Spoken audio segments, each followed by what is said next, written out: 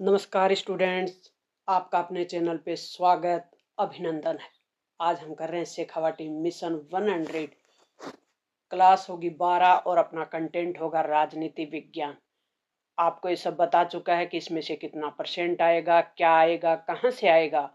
और ये जो पीडीएफ है या जो बुकलेट है, very very most important question answer की, ये अपने ब्लूप्रिंट और बोर्ड द्वारा जारी जो पेपर पैटर्न है उसके आधार पे पूरा कंटेंट आपके सामने एक ही साथ तैयार किया हुआ है, विद 2 मॉडल्स पेपर के साथ है। तो प्यारे विद्यार्थियों, आपके हर एक डाउट और फैक्ट क्लियर करते हुए हम चलेंगे। समकालीन विश्व राजनीति का जो पार्ट है वो पूरा सहज और सरल रूप से आपको समझाकर विश्लेषित करके डाला हुआ है। आपने नहीं देखा तो वो देख लें। आज अपना नेक्स्ट पार्ट होगा। आज अपना ये पार्ट होगा प्यारे विद्यार्थियों, अपने पास राजनीति विज्ञान की 2 बुकें, एक बुक का पूरा विश्लेषण आपको करवा दिया गया है। नहीं देखा तो आप वो देख लें। सबसे पहले आप इसको समझ लें और अपने दोस्तों तक शेयर कर दें। इस क्लास में आपके बहुत से डाउट और फैक्ट क्लियर होने वाले हैं। आपका राजनीति विज्ञान के प्रति जो सोच थी वो बदलने वाली है। तो प्यारे विद्यार्थियों, आज हम कर रहे हैं स्वतंत्र भारत में राजनीति। पहला चैप्टर है अपना राष्ट्र निर्माण की चुनौती। जब देश आजाद हुआ, विकट परिस्थितियों में आजाद हुआ, देश के सामने चुनौतियां थी। आर्थिक चुनौती थी भी, देश का विकास कैसे करें। देश 565 रियासतों में बटा हुआ था। 565 रियासत मतलब जहां राजा शासन करते थे, यानी 565 राजा थे। इन राजाओं को मनाना कि हम एक राष्ट्र बना रहे, एक स्वतंत्र भारत का निर्माण करने जा रहे हैं, लोकतांत्रिक व्यवस्था अपनाने जा रहे हैं, हम एक स्वतंत्र चुनाव आयोग बनाने जा रहे हैं, हम एक संविधान बनाने जा रहे हैं, उसके अनुसार देश चलेगा। अब राजतंत्र के अनुसार, यानी राजाओं की मर्जी से शासन नहीं चलेगा। अब होगा जनता का शासन, यानी लोकतंत्र। ये सब इन राजाओं को बताना बहुत बड़ी चुनौती थी। इसे कहते हैं राष्ट्र निर्माण की चुनौती। उसी समय जब देश आजाद हुआ, उसी समय देश विभाजित विभाजित भी हुआ। ये भी आपको ध्यान है ना। देश 2 भागों में बट गया, एक पाकिस्तान बन गया और एक बना भारत। तो इस प्रकार से देश के सामने जो चुनौती थी उसको किस प्रकार से तत्कालीन सरकार द्वारा हल किया गया, और उस समय के जो प्रधानमंत्री थे वो कौन थे, गृह मंत्री कौन थे, किसने इतनी महत्वपूर्ण जिम्मेदारी निभाई, वो सब इस चैप्टर में हम पढ़ने वाले। तो चले प्यारे विद्यार्थियों, पहला प्रश्न वस्तुनिष्ठ प्रकार का है और इस चैप्टर से 5 नंबर के प्रश्न आएंगे। वस्तुनिष्ठ प्रश्न भी आएंगे और निबंधात्मक प्रश्न भी आएगा। तो चले हम, एक प्रश्न आएगा 1 नंबर वाला और एक प्रश्न आएगा 4 नंबर वाला। पहले 1 नंबर वालों को हल करते हैं, वेरी मोस्ट लगाते जाएंगे अपन, साथ साथ आप लगाते जाएं। भारत में राज्य पुनर्गठन आयोग की स्थापना कब होती है? साल थी 1953 की। भारत का संविधान कब लागू हुआ? लागू कब हुआ? 26 जनवरी 1950 को। भारत के प्रथम जो गवर्नर जनरल थे भारतीय, कौन? भारतीय, वो बताना है कौन थे? सी राज गोपालाचार्य। हैदराबाद के शासक को क्या कहा जाता था? वेरी मोस्ट इंपोर्टेंट प्रश्न चल रहे हैं प्यारे विद्यार्थियों अपने। निजाम कहा जाता था। रियासतों को भारत में मिलाने में महत्वपूर्ण योगदान किसने दिया? सरदार वल्लभ भाई पटेल। उस समय के ये गृह मंत्री और उप प्रधानमंत्री भी थे। पूर्वी पाकिस्तान को वर्तमान में किस नाम से जाना जाता है? बांग्लादेश के नाम से। स्वतंत्रता के पश्चात भारत के समक्ष जो प्रमुख चुनौती थी वो बतानी। कौन कौन सी चुनौती थी? भारत को एकता के सूत्र में बांधना, दूसरी थी लोकतंत्र को कायम करने की चुनौती, तीसरी थी आर्थिक विकास और गरीबी को समाप्त करना। वेरी वेरी मोस्ट इंपॉर्टेंट है। और ये चुनौतियां आपके बड़े प्रश्न में भी आ सकती हैं। ये तीनों चुनौतियां आपको मुंह जबानी याद होनी चाहिए प्यारे विद्यार्थियों। नेक्स्ट प्रश्न है, भारत पाकिस्तान विभाजन के समय भारत में कुल रजवाड़ों की संख्या कितनी थी? 565। Very most. नोआखली वर्तमान में कहाँ है? तो वर्तमान में नोआखली है वो बांग्लादेश में है। उस समय अपने कोलकाता के पास थी, जहां गांधी जी क्या कर रहे थे? आंदोलन कर रहे थे, नहीं, भूख हड़ताल कर रहे थे कि भारत विभाजित नहीं होना चाहिए। 14 और 15 अगस्त की मध्य रात्रि को प्रधानमंत्री नेहरू ने, उस समय के प्रधानमंत्री, पहले प्रधानमंत्री थे देश के, पंडित जवाहरलाल नेहरू, संविधान सभा कहाँ दिया? संविधान सभा के विशेष सत्र में। ये भाषण कहाँ दिया जाता है? संविधान सभा के विशेष सत्र में। और भाषण का नाम क्या था? भाग्य वधु से चिर प्रतीक्षित भेंट। इसको अंग्रेजी में कहते हैं ट्रिस्ट विद डेस्टिनी। याद हो गया ना? 1951 में भारतीय आबादी कुल कितने प्रतिशत मुस्लिम जनसंख्या थी? भारतीय आबादी में 12%। विभाजन पर बने, ये देख लें, विभाजन में सबसे अधिक प्रभावित राज्य, वेरी मोस्ट इंपॉर्टेंट, पंजाब और पश्चिमी बंगाल। क्योंकि भारत का विभाजन धार्मिक आधार पर हुआ था, इसलिए पंजाब और बंगाल सबसे ज्यादा प्रभावित हुए। सांप्रदायिक हिंसा के विरोध में महात्मा गांधी ने प्रथम बार उपवास कहाँ रखा था? कोलकाता में 1948 में। सबसे पहले किस राज्य के राजा ने अपने राज्य को स्वतंत्र रखने की घोषणा की थी? त्रावणकोर के राजा ने। संविधान सभा में शामिल होने से किस रियासत के नवाब ने मना कर दिया था? भोपाल के नवाब ने। नेक्स्ट प्रश्न है, ऐसी रियासतों के नाम लिखिए जिनका एकीकरण भारतीय संघ में कठिनाई से हुआ। यानी 565 रियासतों में से ये वो रियासत थी जिन्होंने थोड़ा बहुत मना किया। जूनागढ़, हैदराबाद, मणिपुर और कश्मीर। यानी समस्या क्रिएट की इन रियासतों ने। बाकी ने सीधा सीधा भारत के संघ में शामिल हो गए थे। रजवाड़ों के जो शासक थे भारतीय संघ में शामिल होने के लिए एक सहमति पत्र पे हस्ताक्षर किया। वेरी मोस्ट इंपोर्टेंट कौन सा था वो? Instrument of accession. इसका नाम अच्छे से याद कर लें। हैदराबाद के निजाम के खिलाफ किस स्थान से किसानों ने आंदोलन किया? तो तेलंगाना के किसानों ने। हैदराबाद का निजाम आंदोलनकारी जो किसान थे उनके खिलाफ एक अर्धसैनिक बल का प्रयोग करते थे। यानी एक सेना गठित कर रखी थी हैदराबाद के निजाम ने। राजा को निजाम कहते थे, वहां के शासक को, तो उसको कहते थे रजाकार। मणिपुर के किस शासक ने सहमति पत्र पे हस्ताक्षर किए थे? उस समय मणिपुर का शासक राजा कौन था? बोध सिंह, बोध चंद्र सिंह पूरा नाम है इनका। भारत का वह कौन सा प्रांत जहां सर्वप्रथम सार्वभौमिक वयस्क मताधिकार का सिद्धांत अपनाया गया? वेरी मोस्ट इंपोर्टेंट, मणिपुर में। क्योंकि सार्वभौमिक वयस्क मताधिकार किसे कहते हैं? 18 वर्ष से ऊपर का हर भारतीय नागरिक जो राजनीतिक अधिकार रखता है, यानी जाति, धर्म, लिंग, वंश के आधार पर किसी प्रकार का भेदभाव नहीं किया जाएगा, उसे कहते हैं सार्वभौमिक, यानी सबको। उस समय 21 वर्ष थे, बाद में 21 वर्ष को 18 वर्ष किया, इसलिए मैंने 18 वर्ष बोला, ठीक है। जब देश आजाद हुआ ना, संविधान बना, तब 21 वर्ष था। 61वें संविधान संशोधन द्वारा 18 वर्ष किया। कांग्रेस ने किस अधिवेशन में भाषा के आधार पर सर्वप्रथम विरोध मद्रास प्रांत में हुए थे? आंध्र प्रदेश से अलग राज्य की मांग करते हुए किस नेता की मृत्यु हो गई थी? वेरी मोस्ट, नाम की इनका है पोट्टी श्रीरामल्लू। ये आंदोलन कर रहे थे, हड़ताल कर रहे थे, और इनकी मांग करते करते मृत्यु हो जाती है। भाषा के आधार पर सर्वप्रथम राज्य का गठन, वेरी मोस्ट, आंध्र प्रदेश।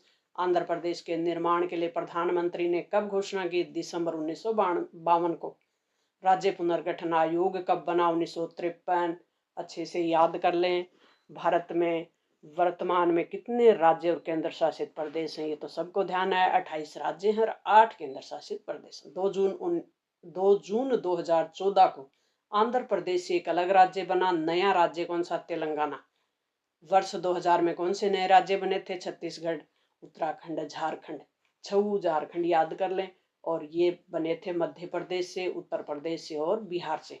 मिजोरम, अरुणाचल प्रदेश कब राज्य बने? 1987 में। 1972 में असम, कौन से असम से राज्य बनाए गए? वो मेघालय, मणिपुर और त्रिपुरा। नागालैंड कब बना? 1963 में। वेरी मोस्ट इंपोर्टेंट, इनको भी अच्छे से याद कर लें। डेट और फैक्ट क्लियर कर लें, क्योंकि राजनीति विज्ञान में डेट और फैक्ट है और कॉन्सेप्ट है, तीन ही चीजें हैं। इनको क्लियर जब हो गया, आपको याद हो गया, तो आपके मार्क्स कहीं नहीं कटेंगे।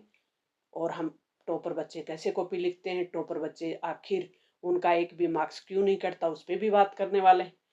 तो अपने दोस्तों तक शेयर नहीं किया हो तो कर दे। 1966 में पंजाब से कौन से राज्य बनाए गए? वेरी मोस्ट, पंजाब, हरियाणा और हिमाचल। यानी पंजाब और हरियाणा कब बने? 1966 में। राज्य आयोग जो गठन हुआ 1956 में, कितने राज्य और केंद्र शासित प्रदेश बनाए गए? 14 राज्य और केंद्र शासित, वेरी मोस्ट इम्पोर्टेंट। 1947 की त्रासदी को अपनी रचनाओं। भारत के विभाजन की योजना किस नाम से जानी जाती है? माउंटबेटन योजना। मुस्लिम लीग की स्थापना 1906 में हुई थी। पंजाबी भाषा के साहित्यिक पत्रिका नागमणि की संपादक कौन है? अमृता प्रीतम है। भारत पाकिस्तान विभाजन का किस आधार पे, धर्म के आधार पे गठन हुआ था, विभाजन हुआ था? कौन से प्रसिद्ध मुस्लिम नेता द्विराष्ट्र सिद्धांत के खिलाफ थे? खान अब्दुल गफार खान, जिन्हें सीमांत गांधी के नाम से जाना जाता है, वेरी मोस्ट इम्पोर्टेंट। महाराष्ट्र और गुजरात राज्य कब बने? 1960 में। भारत के प्रथम उप प्रधानमंत्री सरदार वल्लभ भाई पटेल, जिन्हें लौह पुरुष के नाम से जाना जाता है। इस चैप्टर से जो निबंधात्मक प्रश्न आएंगे वे वेरी मोस्ट इम्पोर्टेंट, कि स्वतंत्रता के बाद राज्य पुनर्गठन आयोग की सिफारिशों को समझाते हुए राज्य पुनर्गठन आयोग समझाएं एवं सिफारिशों की आलोचनात्मक वर्णन भी करें। क्या इनकी आलोचना भी हुई थी? तो राज्य पुनर्गठन आयोग बनाया किस लिए था? भाषा आधार पर राज्यों का पुनर्गठन की जो मांग थी वो जोर पकड़ रही थी, इसलिए केंद्र ने 1953 में एक पुनर्गठन आयोग बनाया। राज्य पुनर्गठन यानी राज्यों को पुनः बांटकर पुनः बना दे, उसको कहते हैं राज्य पुनर्गठन। यानी नाम से ही आपको पता चल रहा है। तो राज्य पुनर्गठन की सिफारिश क्या थी, ये देखो अच्छे से याद कर लें। राज्य पुनर्गठन आयोग ने सिफारिश की कि राज्य की सीमाओं का निर्धारण वहां बोली जाने वाली भाषा के आधार पर होना चाहिए। इस आयोग की सिफारिश के आधार पर 1956 में राज्य पुनर्गठन अधिनियम है वो संसद में पास कर दिया, जिसके आधार पर 14 राज्य और 6 केंद्र शासित प्रदेश बना दिए गए थे। इसकी आलोचना क्या हुई कि एक लोकतांत्रिक कदम, आलोचनात्मक विश्लेषण करेंगे कि भाषा के आधार पर नए राज्यों का गठन करना एक लोकतांत्रिक कदम के रूप में देखा गया। सीमांकन का स्वरूप जो आधार था वो बनाया गया, समरूप यानी समान। भाषा के आधार पर राज्यों के गठन से राज्यों को एक समरूप आधार मिला, एकता को बल मिला और विभिन्नता के सिद्धांत को स्वीकृति मिली, यानी विभिन्नता के में एकता के सिद्धांत को स्वीकृति मिली। स्वतंत्र भारत के समक्ष कौन सी चुनौती थी? Very very most important. और अच्छे से इन चुनौतियों को की व्याख्या करें। पहला पॉइंट बनाएं, राष्ट्र निर्माण की चुनौती, अंडरलाइन करें और शानदार तरीके से अपनी कॉपी को लिखें कि किस प्रकार से 565 रियासतों को और विभिन्न जाति, धर्म, लिंग, वंश के लोगों को एक करने में, एकीकरण में अपनी सफलता उस समय की सरकार ने पाई। लोकतंत्र को बनाए रखने की चुनौती।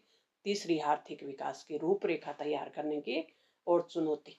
ये भारत विभाजन में आने वाली कठिनाई, वेरी मोस्ट इम्पोर्टेंट। भारत विभाजन में कौन सी कठिनाई आई? तो जो मुस्लिम बहुल क्षेत्र थे, इलाके थे, उनका निर्धारण करना मुश्किल था उस समय। प्रत्येक मुस्लिम बहुल क्षेत्र का पाकिस्तान में जाने के लिए राजी न होना भी एक समस्या थी, क्योंकि सभी मुसलमान या सभी मुस्लिम जो धर्म के लोग थे वो नहीं चाहते थे कि हम पाकिस्तान जाए, वो चाहते थे कि हम भारत में रहें। पंजाब और बंगाल के बंटवारे की भी समस्या थी। एक तरफ पंजाब का बंटवारा हुआ और एक जो कि पाकिस्तान से लगता था, बंगाल जो कि पूर्वी पाकिस्तान से लगता था, इसलिए इन दोनों का बंटवारा हुआ। दोनों राज्य आधे आधे बट गए थे, प्रांत थे उस समय। अल्पसंख्यकों की समस्या, यानी जो अल्पसंख्यक उस समय कौन थे? मुसलमान हो गए थे, इसलिए उनकी भी समस्या थी। भारत विभाजन के परिणाम को स्पष्ट कीजिए कि जब भारत का विभाजन हो गया तो उसके परिणाम क्या निकले।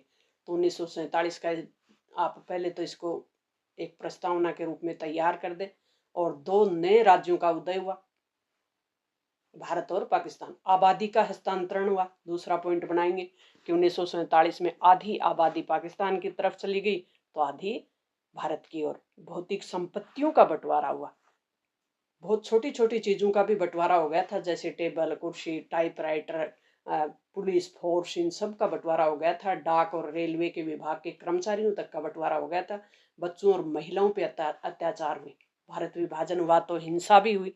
सांप्रदायिक हिंसा खतरनाक होती है, जो धर्म के आधार पर होती है, तो उसमें ज्यादा प्रभावित महिला और बच्चे हुए। मणिपुर के भारत संघ में विलय के लिए उत्तरदायी घटनाएं बताएं कि किस प्रकार मणिपुर को भारत संघ में मिलाया गया। वहां का शासक बता दे, बौद्ध चंद्र सिंह थे।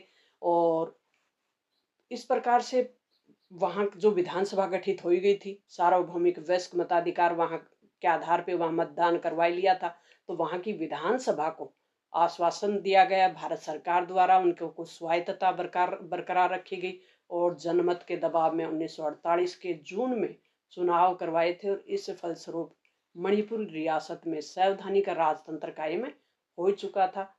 तो भारत सरकार ने इसको आश्वासन में लिया, वहां की विधानसभा से परामर्श किया और वहां के शासक को शामिल कर लिया। हैदराबाद का भी बताएं, ये भी वेरी मोस्ट इम्पोर्टेंट है कि किस प्रकार हैदराबाद का जो निजाम था वो भारत में विलय नहीं कर चाहता था और ऐसी रियासत जो हैदराबाद थी वो ऐसी जगह पे थी जो एक स्वतंत्र रियासत चाहकर भी नहीं बन सकती थी, क्योंकि चारों ओर भारतीय क्षेत्र फैला हुआ था।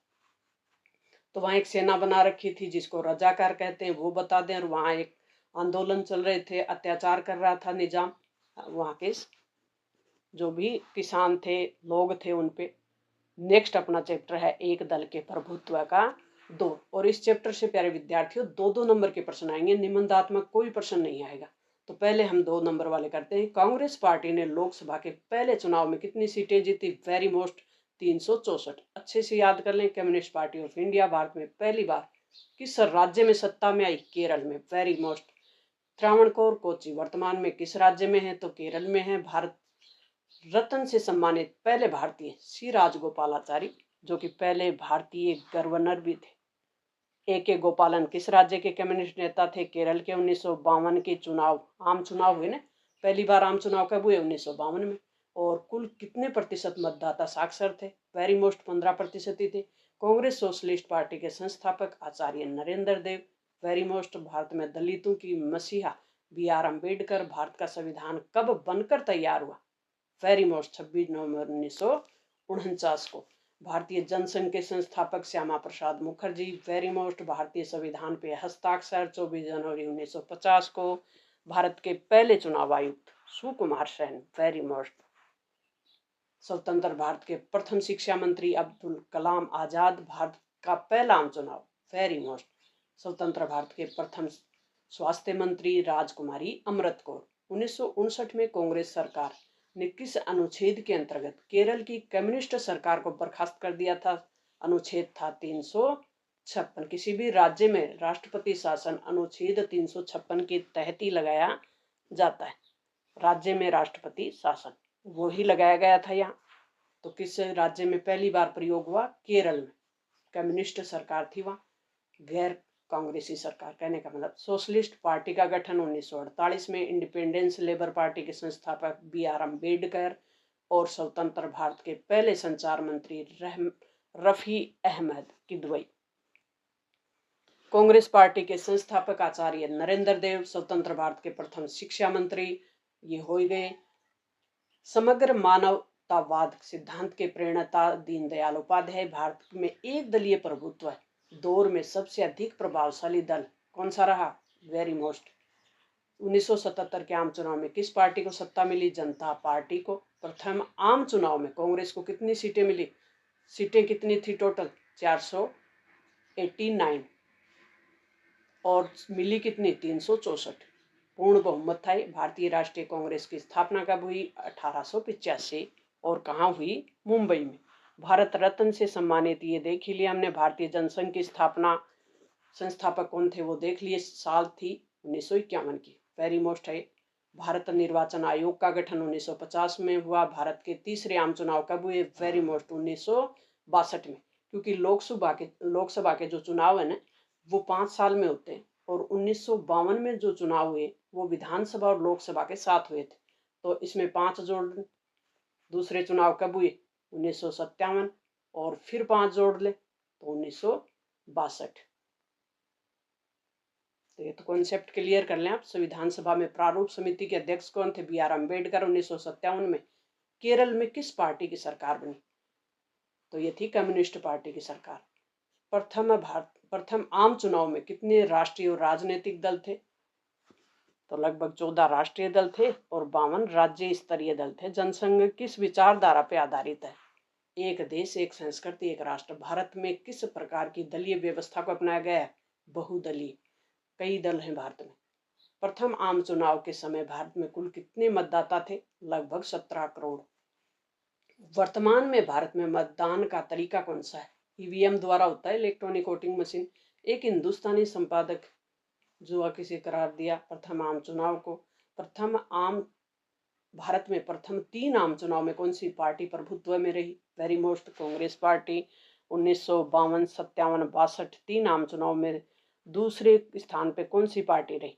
तो ये थी कम्युनिस्ट पार्टी ऑफ इंडिया। प्रथम, द्वितीय और तृतीय आम चुनाव में लोकसभा को कुल कितनी सीटें मिली? ये तीनों आम चुनाव याद रखना आपको। शुरुआती 3 आम चुनाव में कांग्रेस पार्टी ने कुल कितनी सीटें जीती? ये भी अच्छे से याद रखना है। लोकसभा के चुनाव 5 वर्ष बाद ही होते हैं। कौन से दल गठबंधन की सरकार बनी? तो ये जनता पार्टी की थी और राष्ट्रीय जनतांत्रिक गठबंधन है। वर्तमान की बात हो रही है। भारत के प्रथम प्रधानमंत्री पंडित जवाहरलाल नेहरू।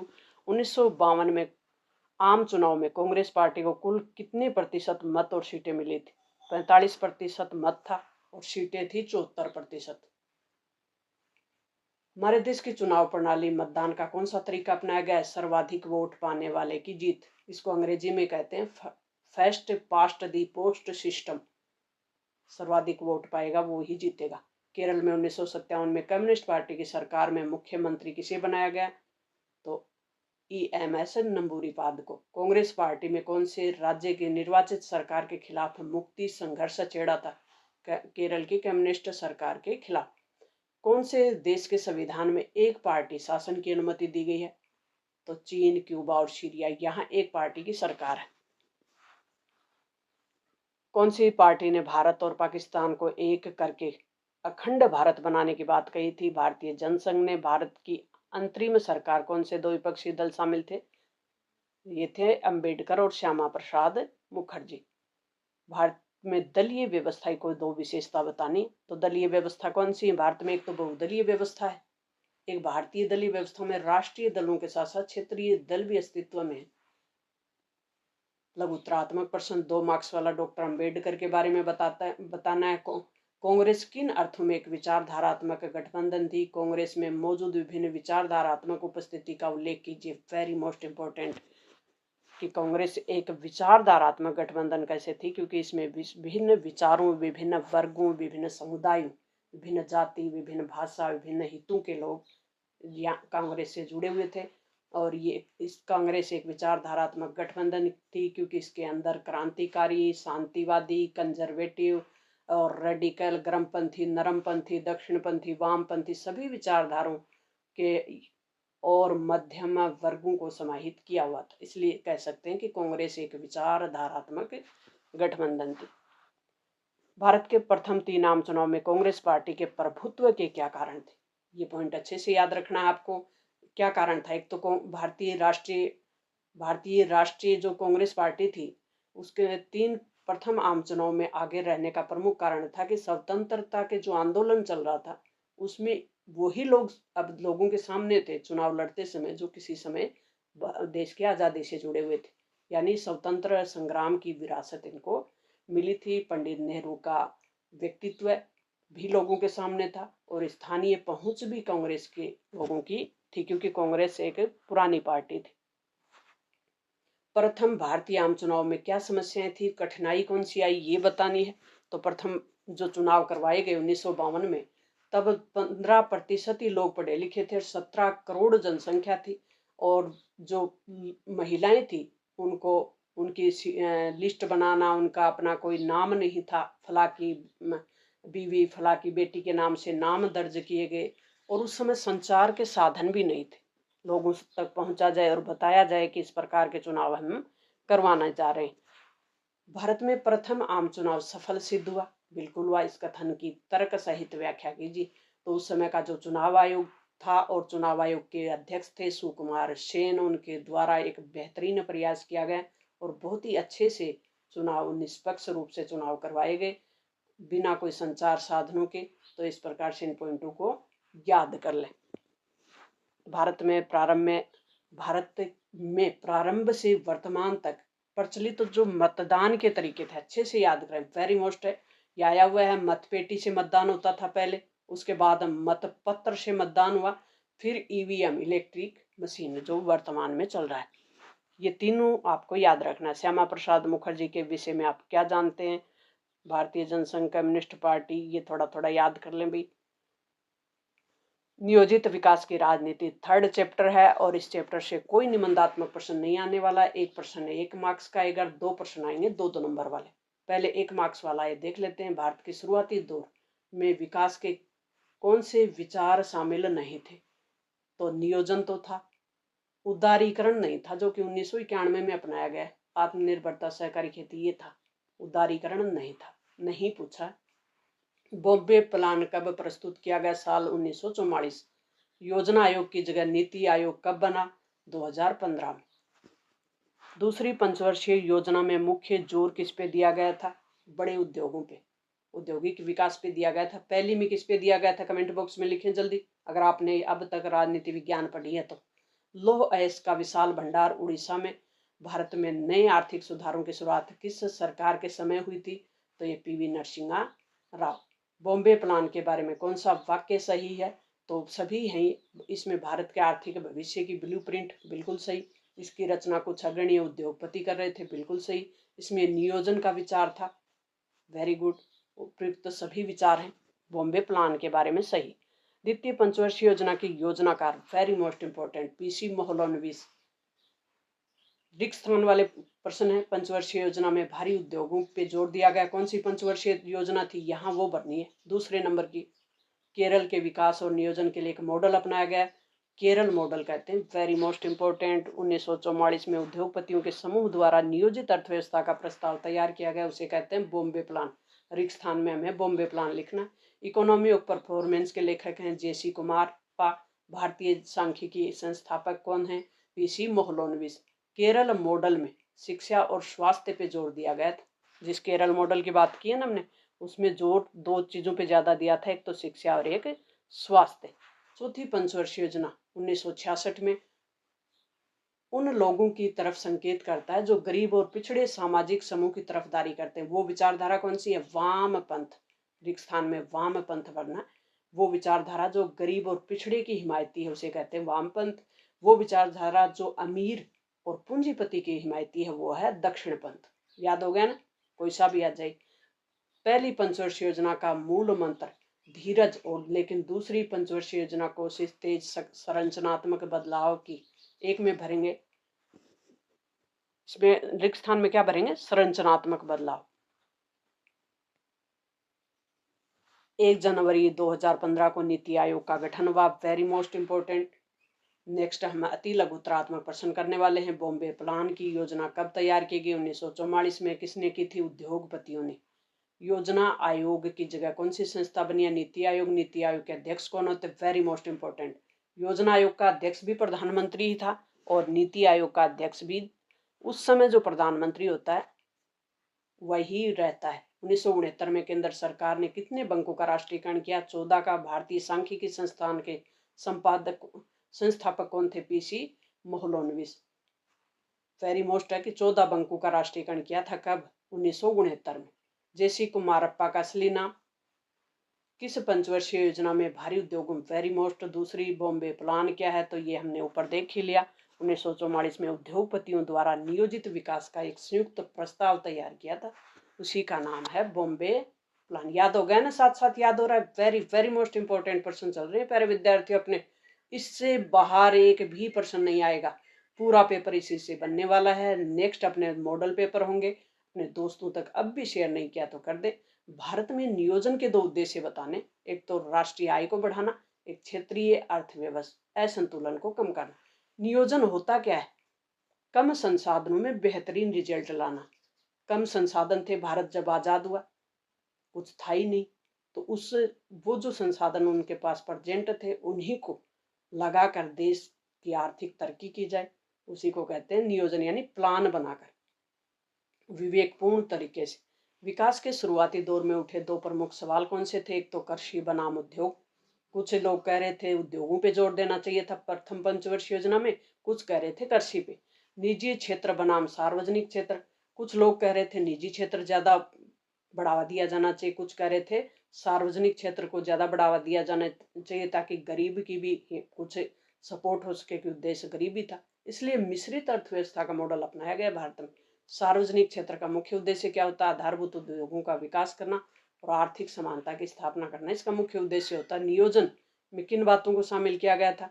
तो उपलब्ध जो भी संसाधन है उनका सही आकलन करना और उपलब्ध संसाधनों का अधिकतम उपयोग करना, योजना तैयार करना, योजना का सही क्रियान्वयन करना। वामपंथ हमने देख ही लिया क्या है, दक्षिण पंथ हमने देख ही लिया जो कि खुली प्रतिस्पर्धा, बाजार मूलक अर्थव्यवस्था, अमीर और पूंजीपति की हिमायती। सार्वजनिक क्षेत्र हो गया। भारत में आर्थिक सुधारों की नीति कब 1991 में शुरू की गई?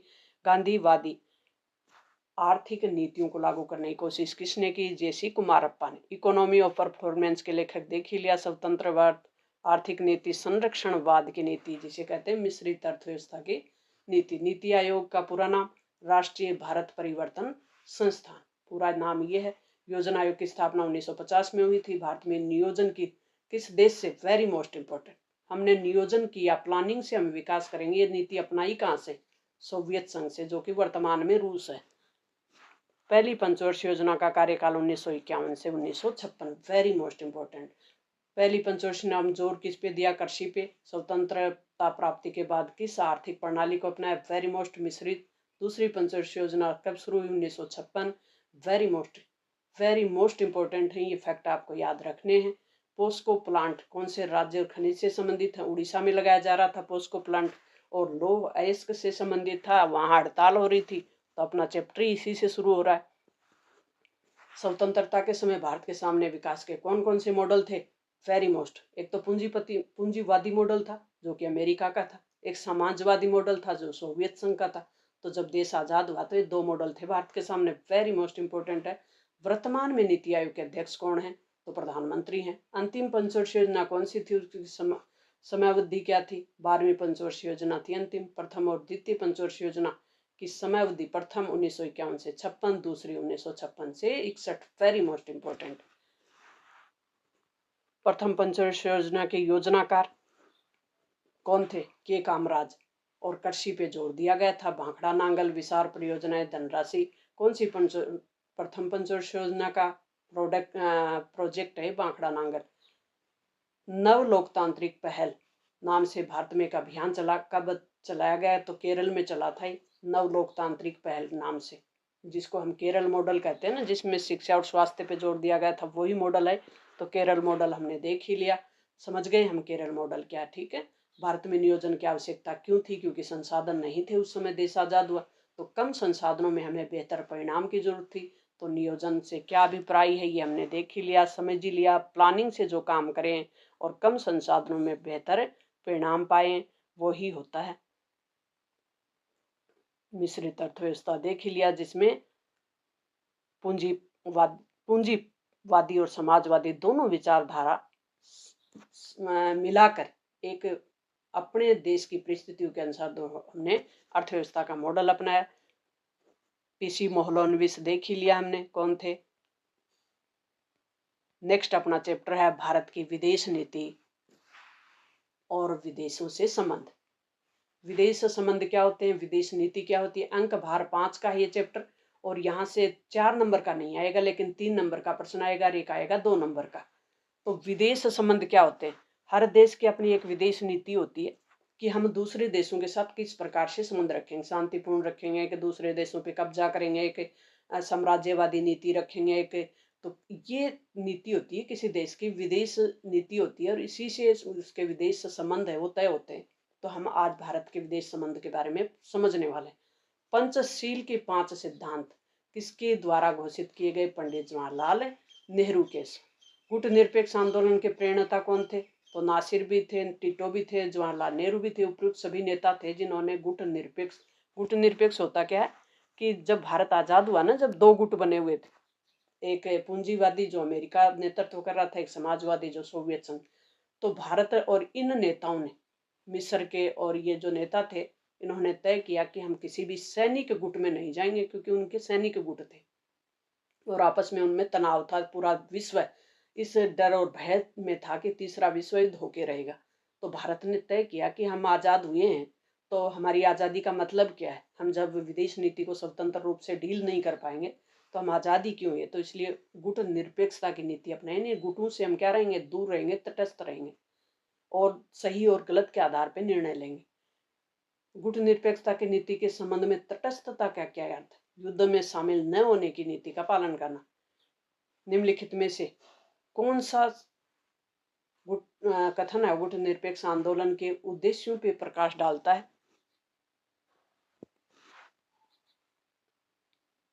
ये उपयुक्त सभी हैं। इसमें भारत और पाकिस्तान के बीच 1948 में युद्ध के फलस्वरूप किस प्रांत के दो हिस्से कर दिए थे? वो कर दिए थे कश्मीर के। भारतीय विदेश नीति की प्रमुख विशेषता, वेरी मोस्ट इंपॉर्टेंट, सैनिक गुट है क्या? नहीं है। पंचशील है? बिल्कुल है। 5 जो नियम तय किए गए। गुटबंदी है? बिल्कुल नहीं है। उदासीनता भी नहीं। पंचशील सिद्धांत है।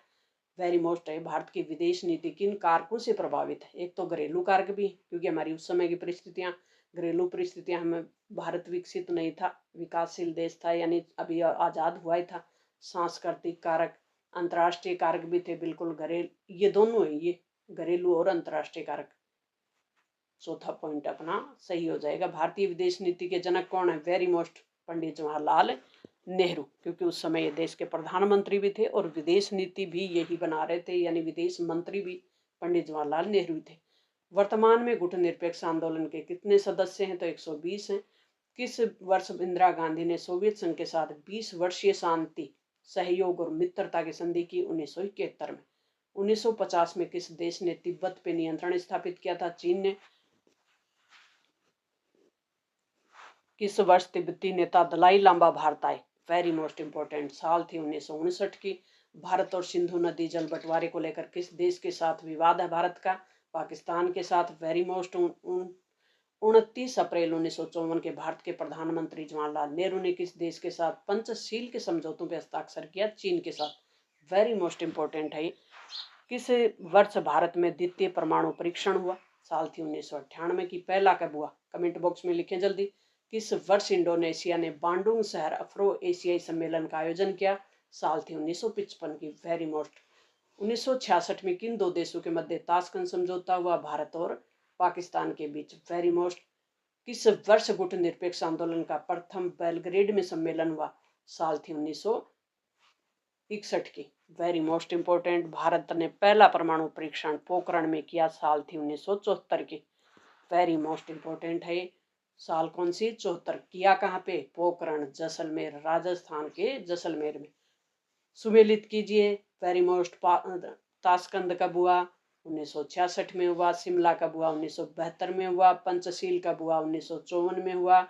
और भारत चीन युद्ध 1962। सभी सुमेलित है। Very most. नेताजी सुभाष चंद्र बोस ने कौन सी आर्मी का गठन किया? Indian national army. चीन की कम्युनिस्ट सरकार को मान्यता देने वाले प्रथम नेता, प्रथम देश, यानी प्रथम देश कौन सा था? भारत ही था। दलाई लामा ने भारत में अपना निवास कब किया और कहाँ पे किया? साल थी 1959 की, धर्मशाला। चीन ने भारत पे आक्रमण कब किया? 1962 में। प्रथम एशियाई संबंध सम्मेलन 1947 में। सिंधु जल समझौता कब और किसके मध्य? 1960 में हुआ। नेहरू और पाकिस्तान की तरफ से अयूब खां के बीच। वेरी मोस्ट है। ताशकंद समझौता 1966 में हुआ। 10 जनवरी को हुआ। लाल बहादुर शास्त्री और अयूब खां के बीच। मुजीब रहमान, बांग्लादेश स्वतंत्र कब हुआ? वेरी मोस्ट, 1971 को। शिमला समझौता कब हुआ?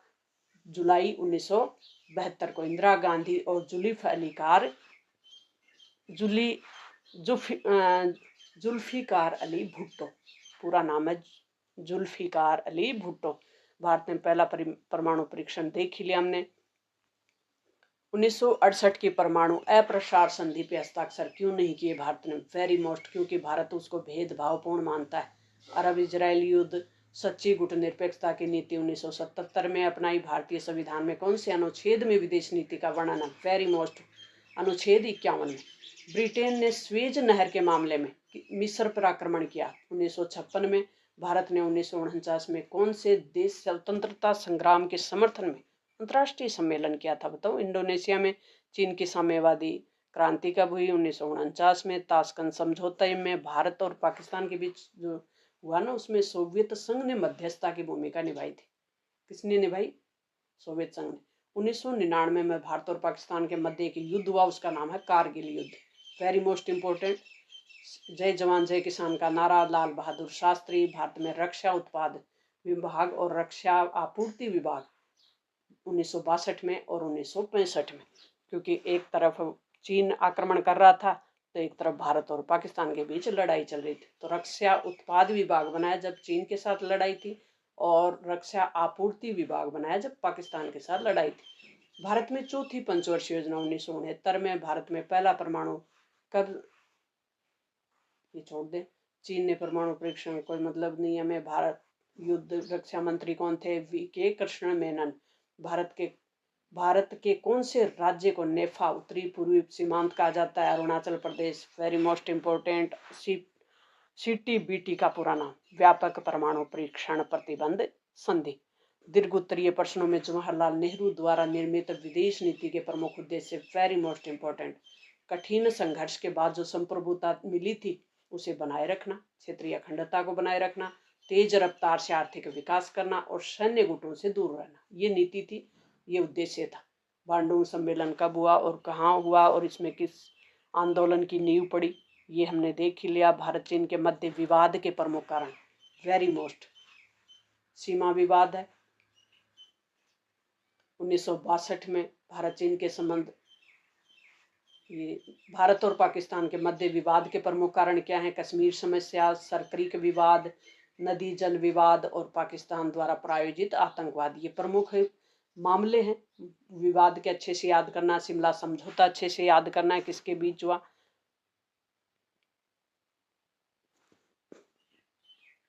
नेक्स्ट है, हम भारत की वर्तमान में गुट निरपेक्षता की उपलब्धियां क्या हैं, ये अच्छे से याद कर लें। भारत चीन सहयोग के कोई 2 बिंदु, ये भी वेरी मोस्ट इंपोर्टेंट है। भारत की परमाणु नीति क्या है? भारत तक की परमाणु नीति है कि हम पहले किसी पे आक्रमण नहीं करेंगे और अपने जो भी परमाणु हमारे पास ऊर्जा है उसका देश के विकास में काम लेंगे और शांतिपूर्ण तरीके में काम लेंगे।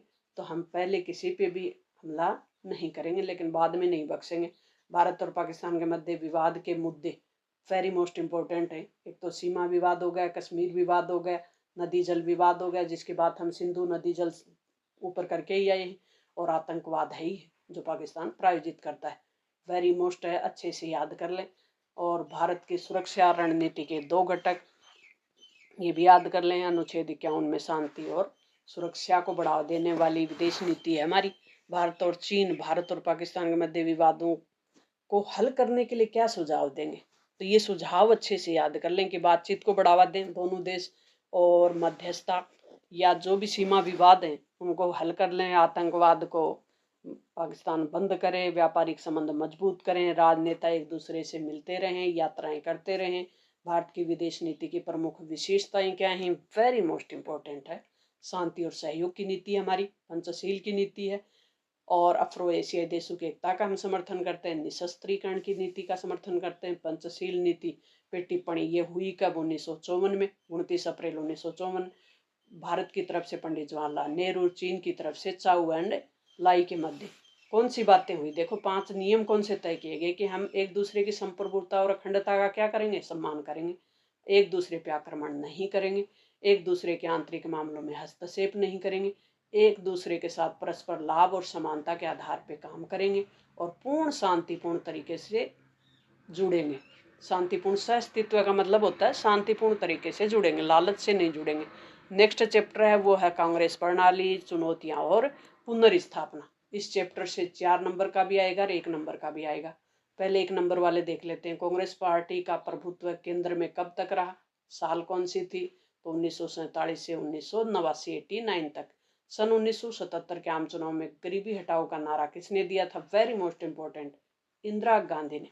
बांग्लादेश का निर्माण कब हुआ? ये हमने देख ही लिया, 1971 में। भारत में किस राज्य में सर्वप्रथम गैर कांग्रेसी सरकार? वेरी मोस्ट, ये केरल में हमने देख ही लिया। कांग्रेस सोशलिस्ट पार्टी के संस्थापक आचार्य नरेंद्र देव। वेरी मोस्ट, गैर कांग्रेसवाद, वेरी वेरी मोस्ट इंपॉर्टेंट, गैर कांग्रेसवाद यानी कांग्रेस को सत्ता से बाहर करना, ये नारा कौन दे रहा था? राम मनोहर लोहिया।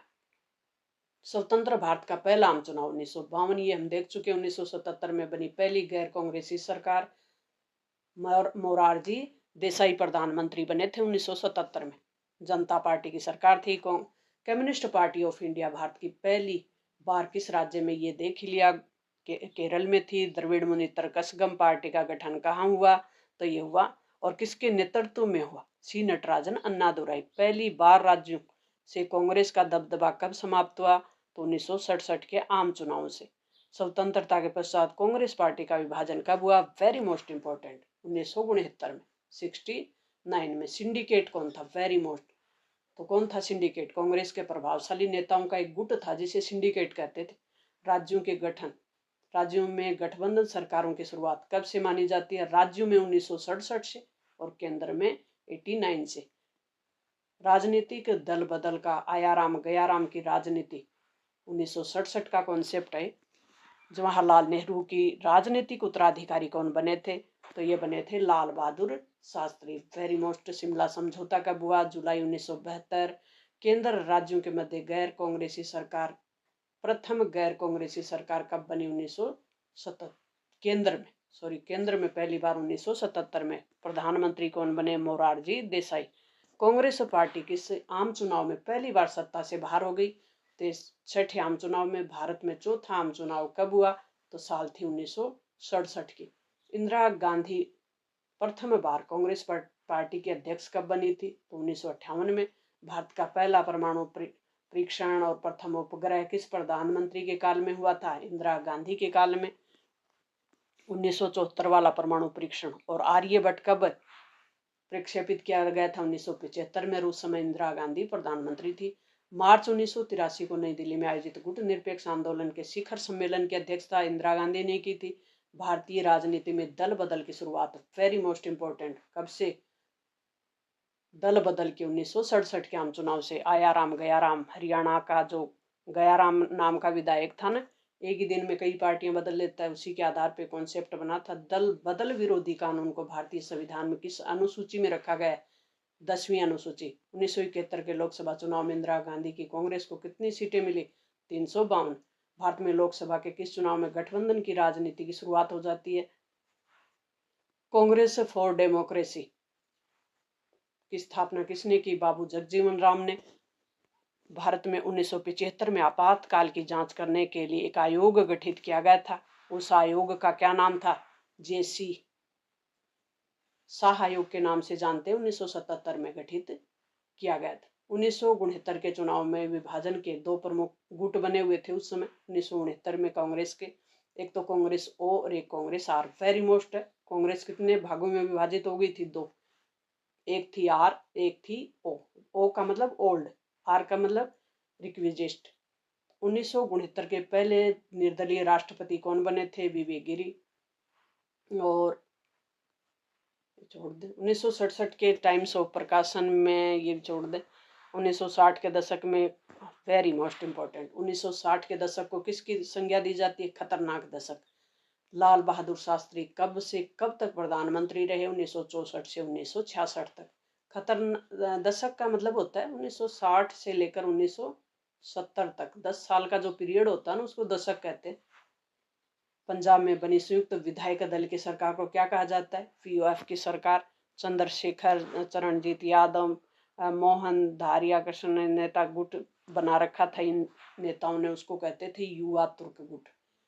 किंग मेकर किसे कहते थे? किसी नेता को प्रधानमंत्री बनाने में महत्वपूर्ण भूमिका निभाने वाले नेताओं को किंग मेकर कहा जाता था। नेहरू जी की मृत्यु मई 1964 को। 1960 के दशक को खतरनाक, वेरी मोस्ट क्यों कहा जाता है? ये है, नेहरू जी और शास्त्री जी की मृत्यु हो जाती है 1962 में चीन के साथ। 1962 में चीन के साथ, 1965 में पाकिस्तान के साथ युद्ध चल रहा होता है। उसी समय अकाल पड़ा और फसल खराब हो गई, खाने के लिए खाद्यान्न की कमी हो गई, इसलिए इस दशक को खतरनाक दशक कहा जाता है। नेहरू जी के बाद देश के प्रधानमंत्री लाल बहादुर शास्त्री। लाल बहादुर शास्त्री को किन चुनौतियों का सामना करना पड़ा? तो पाकिस्तान से तो चीन से तो युद्ध हो ही चुका था, पाकिस्तान से युद्ध हो रहा था उस समय, और आर्थिक रूप से भी देश के सामने सूखे की, अकाल की, भयंकर अनाज की कमी थी। ताशकंद समझौता देख ही लिया हमने। 10 जनवरी 1966 को ताशकंद समझौता पे हस्ताक्षर भारत की तरफ से लाल बहादुर शास्त्री और पाकिस्तान की तरफ से अयूब खान। मद्रास में डीएमके ने सबसे पहले सरकार 1967 में बनाई थी। भारत के प्रथम मध्यावधि चुनाव 1971 में करवाए गए। कांग्रेस की कार्य समिति ने 10 सूत्रीय कार्यक्रम कब रखे? 1967 में। 1971 के आम चुनाव में इंदिरा गांधी का नारा, वेरी मोस्ट, गरीबी हटाओ। 1971 के चुनाव में सीटें 352 की। और प्रधानमंत्री कौन बना? लाल बहादुर शास्त्री की मृत्यु के पश्चात उसके राजनीतिक उत्तराधिकारी के लिए इंदिरा गांधी के साथ मुकाबला किसका हुआ? मोरारजी देसाई का। सी नटराज ये हो गया। लाल बहादुर शास्त्री की मृत्यु, उनके राजनीतिक उत्तराधिकारी के रूप में किस नेताओं के बीच मुकाबला? तो इंदिरा गांधी और Morarji Desai. Very most important है, इन दो नेताओं के बीच शक्ति संघर्ष चल रहा था। लाल बहादुर शास्त्री के सामने रही चुनौतियों की संक्षिप्त टिप्पणी। तो 65 का युद्ध, भारत चीन के बीच आर्थिक चीन भारत पाक से उत्पन्न आर्थिक संकट, जो प्राकृतिक आपदा थी वो भी थी, सूखे की, अकाल की, खाद्यान्न संकट की। 60 के दशक को खतरनाक दशक क्यों कहते हैं ये देख ही लिया। कांग्रेस प्रणाली क्या थी? Very most. कांग्रेस प्रणाली किसको कहते हैं? 1952 से 1964 तक, 67 माने 1967 तक केंद्र और राज्यों में एक ही पार्टी, एक ही दल की सरकार थी। इसे रजनी कोठारी ने, राजनीतिक विश्लेषक हैं, इन्होंने इसे कांग्रेस प्रणाली का नाम दिया था। गैर कांग्रेसवाद, वेरी मोस्ट इम्पोर्टेंट, कौन दे रहे थे? राम मनोहर लोहिया। एक विचारधारा थी कि कांग्रेस को सत्ता से बाहर रखे। राजनीतिक मुहावरा, आया राम गया राम बताई दिया मैंने, सिंडिकेट बताई दिया। कांग्रेस में ही प्रभावशाली लोगों का एक समूह था जो इंदिरा गांधी के विरोधी भी थे, इन्हीं कहते हैं सिंडिकेट। पीवी प्रेस क्या था? तो जब 565 रियासतों को भारत में शामिल किया गया ना, तब इन राजाओं को एक आश्वासन दिया था कि आपको हमें कुछ रियायत देंगे, घर बैठे पेंशन देंगे। वो प्रीप्यूअर्स था और उनको समाप्त करने के लिए 1971 में एक संविधान, 26वां संविधान संशोधन किया गया, वो तो प्रीप्यूअर्स कहलाता है। 10 सूत्री कार्यक्रम क्या था? इंदिरा गांधी द्वारा रखे गए थे। वेरी मोस्ट के कामराज योजना क्या थी? ये याद कर लें। 71 के चुनाव में कांग्रेस पुनः स्थापित हो गई के प्रमुख कारण क्या थे? वेरी मोस्ट इम्पोर्टेंट, कांग्रेस की पुनर्स्थापना के क्या कारण थे? श्रीमती इंदिरा गांधी का चमत्कारिक व्यक्तित्व, 10 सूत्री कार्यक्रम, गरीबी हटाओ का नारा, भूमि सुधार कानून, समाजवादी नीतियां। वेरी मोस्ट, ये पॉइंट अच्छे से याद कर लें, इसे किसी भी रूप में पूछ ही लेंगे। राम मनोहर लोहिया कौन थे? समाजवादी नेता थे, गैर कांग्रेसवाद का नारा दे रहे थे। 1969 में कांग्रेस पार्टी के विभाजन, कौन से दो राजनीतिक दल सामने आए थे? ये हमने देख ही लिया, कांग्रेस आर और कांग्रेस ओ। 1969 में राष्ट्रपति के चुनाव में श्रीमती इंदिरा गांधी ने वीवी गिरी का समर्थन किया था। 69 में कांग्रेस विभाजन के कारण, वेरी मोस्ट इम्पोर्टेंट, कौन से कारण थे? दक्षिणपंथी विचारधारा, राष्ट्रपति का निर्वाचन 1969 में, और सिंडिकेट का इंदिरा गांधी को हटाने का प्रयास। 10 सूत्री कार्यक्रम क्या थे ये देख लें अच्छे से, जो कि बंकू का राष्ट्रीयकरण किया गया। समाजवादी नीतियां थी,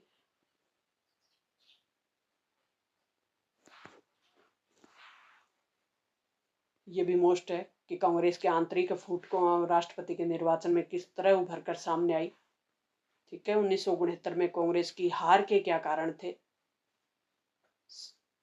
1967 में कांग्रेस को 6 या 7 8 9 ऐसे राज्य थे जहां पूर्ण बहुमत की सरकार नहीं बना पाए थे। तो इसके प्रमुख कारण थे, एक तो देश की खराब स्थिति और इंदिरा गांधी का राजनीतिक अनुभव कम था। राम मनोहर लोहिया का गैर कांग्रेसवाद का नारा, अकाल और सूखे की स्थिति बनी हुई थी। चीन और पाकिस्तान के साथ भारत के युद्ध के कारण जो आर्थिक स्थिति थी वो खराब हो चुकी थी। दल बदल क्या होता है? तो कोई व्यक्ति है वो किसी दल से निर्वाचित होकर आए और अपने लालचवंश किसी दूसरे दल में शामिल हो जाए तो उसे कहते हैं दल बदल। नेक्स्ट चैप्टर है लोकतांत्रिक व्यवस्था का संकट, और इसमें से कोई निबंधात्मक प्रश्न नहीं आएगा। यहाँ से 2-2 नंबर के आएंगे, 1 मार्क्स का भी आएगा। टोटल 5 नंबर का चैप्टर है, तो इस चैप्टर से हम करने वाले हैं। लोकतांत्रिक व्यवस्था का संकट होता क्या है प्यारे विद्यार्थियों? तो हमने लोकतंत्र की स्थापना की, संविधान बनाया, तो उस संविधान के तहत सरकारें चल रही थी, राजनीतिक दल अपना काम कर रहे थे, जनता द्वारा चुनी हुई सरकार काम कर रही थी। तो एक ऐसा दौर आता है जब देश में आपातकाल लगता है, उसी को लोकतांत्रिक व्यवस्था का संकट नाम दिया गया। 1971 के चुनाव में कांग्रेस ने कौन सा नारा दिया था? गरीबी हटाओ का। नक्सलवादी आंदोलन की शुरुआत किस राज्य से हुई थी? तो ये पश्चिमी बंगाल में एक नक्सलवाड़ी नाम की जगह है, गांव है, वहां से आंदोलन शुरू हुआ था, इसलिए इस आंदोलन को नक्सलवादी आंदोलन कहते हैं। ये माओवादी विचारधारा से प्रेरित है, जो कि भारत का पड़ोसी देश है ना, चीन। उसका एक नेता था, उसी के विचारों से प्रभावित हैं, प्रेरित हैं। कहने का मतलब संपूर्ण क्रांति का नारा वेरी मोस्ट इम्पोर्टेंट किसने दिया था? जयप्रकाश नारायण ने। अच्छे से याद कर ले, 1975 में जनता के संसद मार्च का नेतृत्व भी कौन कर रहे थे? जयप्रकाश नारायण। भारत में किस कांग्रेस अध्यक्ष ने Indira Gandhi is India, India is Indira Gandhi का नारा दिया था? ये किसने कहा था? DK बैरवा ने। भारत के अंदरूनी गड़बड़ी के आधार पर आपातकाल की घोषणा कब की गई? साल थी 1975 के। 1975 में आपातकाल की घोषणा करते समय उसमें भारत के राष्ट्रपति वेरी मोस्ट फखरुद्दीन अली अहमद। आपातकाल की घोषणा करने का पावर संविधान में किसको है? राष्ट्रपति को है। और साल थी 1975 की। अनुच्छेद 352 के तहत अनुच्छेद 352 का प्रयोग किया गया था। इलाहाबाद उच्च न्यायालय के न्यायाधीश ने, कौन सा न्यायाधीश था? तो समय था 12 जून 1975 का। जगमोहन सिन्हा न्यायाधीश थे। उन्होंने इंदिरा गांधी के निर्वाचन को असंवैधानिक करार दे दिया था। जयप्रकाश नारायण ने सच्चे लोकतंत्र और संपूर्ण क्रांति का नारा दिया था। आज से उस स्वतंत्रता से है जिससे व्यक्ति को अपने व्यक्तित्व के विकास के अवसर मिलते हैं। नागरिक स्वतंत्रता। भारत में प्रथम गैर कांग्रेसी सरकार 1977 में बनी। किस पार्टी की बनी? जनता पार्टी की, मोरारजी देसाई के नेतृत्व में। 2 मार्क्स वाले प्रश्न करेंगे, लघुत्तरात्मक प्रश्न। आपातकाल के दौरान जयप्रकाश नारायण की क्या भूमिका थी? तो ये संपूर्ण क्रांति का आह्वान कर रहे थे और उनके नेतृत्व में पीपुल्स फ्रंट ने गुजरात राज्य का चुनाव जीता था। 1975 में इंदिरा गांधी ने आपातकाल की घोषणा की, जिसके अंतर्गत जेपी सहित 600 से अधिक नेताओं को बंदी बना लिया और प्रेस पर सेंसरशिप लगा दी गई। प्रेस पर रोक लगाते हैं ना, उसको सेंसरशिप बोलते हैं। नक्सलवादी आंदोलन क्या है? तो ये पश्चिम बंगाल से शुरू हुआ था।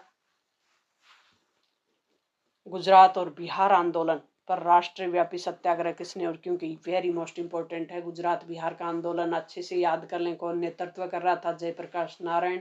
इंदिरा गांधी के खिलाफ इस्तीफे के लिए आवाज उठा रहे थे। 25 जून 1975 को बड़े स्तर पे ये आंदोलन हुए और माहौल ऐसा बन गया कि आंतरिक आपातकाल लगाना पड़ा। 1975 के आपातकाल की घोषणा के परिणाम, वेरी मोस्ट, परिणाम क्या हुआ?